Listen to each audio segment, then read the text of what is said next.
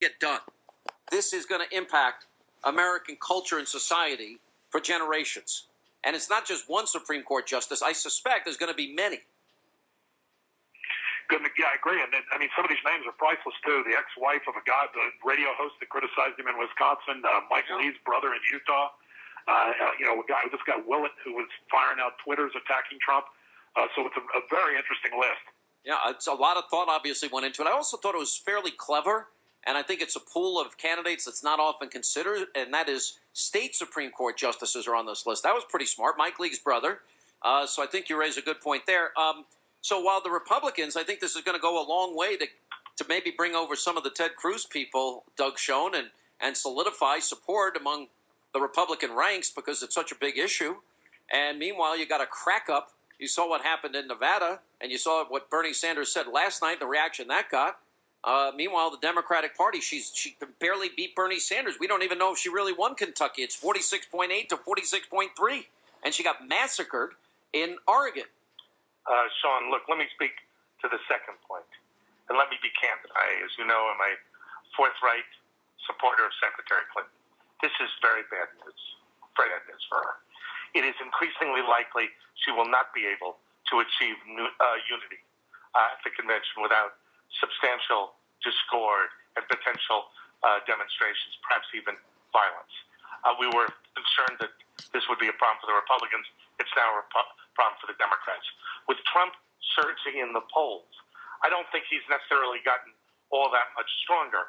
But day in and day out, Hillary is looking weaker and weaker, and her candidacy is more and more in jeopardy.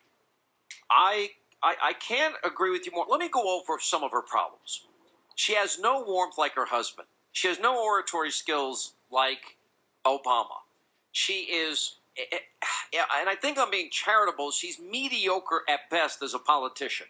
Now, you add to that the email server scandal. We don't know how that's going to end. You add to that Benghazi ads. You add to that Bill's abuse and her enabling of the abuse of all of these women, which they thought would be a Trump vulnerability. It's going to backfire on them. You add to that the money she took from the Saudis and all these countries that have atrocious records for women on human rights issues. You add to that, the Clinton Global Initiative, funneling money to Bill Clinton's girlfriend. You add to that, it's the polls now, and then Bernie Sanders supporters feel this whole thing is rigged, and it is rigged. I mean, Bernie Sanders won 56-31 in West Virginia, and they split the delegates because the superdelegates were all handed to Hillary for free. And if I'm a Bernie supporter, I'm saying, screw this, I'm out of here. Yeah, there are two things, Sean. Fascinating, Sean.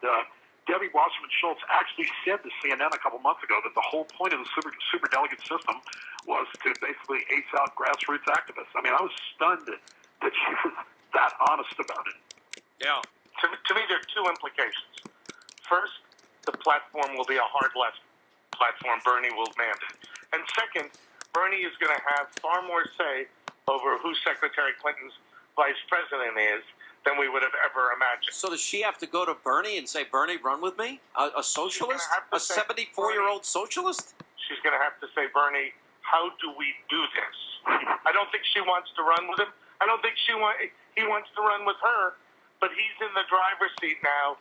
He is effectively the most powerful Democrat, and you and I have talked about, Sean.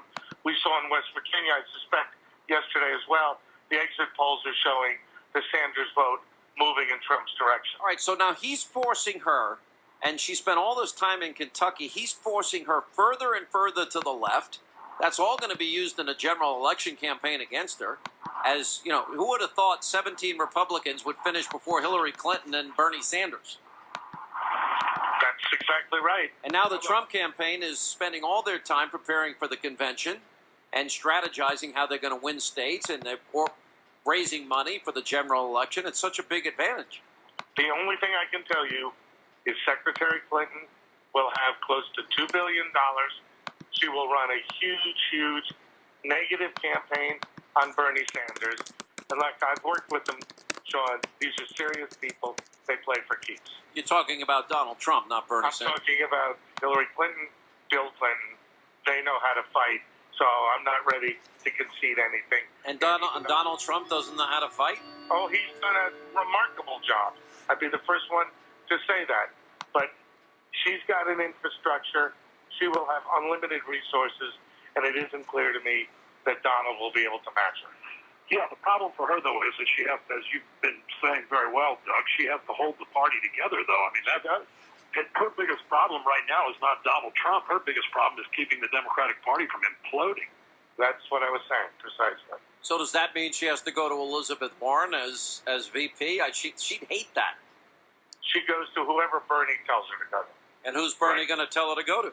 I don't know. Bernie has not been supported by Elizabeth Warren yet, but, you know, we will see. But right now, the most powerful Democrat in America is Senator Sanders. By the way, I don't think he's a Democrat. Isn't he a socialist? Well, he is a socialist. Look, I'm a capitalist, Sean. He doesn't think the way I do, and most mainstream. Now think about this. Now you got Trump who's meeting with Kissinger today. You got Trump who announces, I think he's consolidating even people that are never Trump.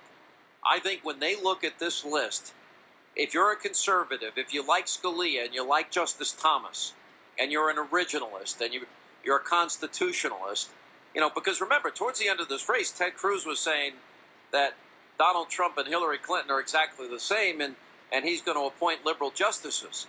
Well, this is not a list of liberal justices. Don't you think this goes a long way to consolidating conservatives? It consolidates conservatives and gives Hillary an argument for the general election for independents to get those who are not originalists. Okay, but honestly, are most people going to be that? I think this doesn't necessarily impact the independent. This impacts the base. Well,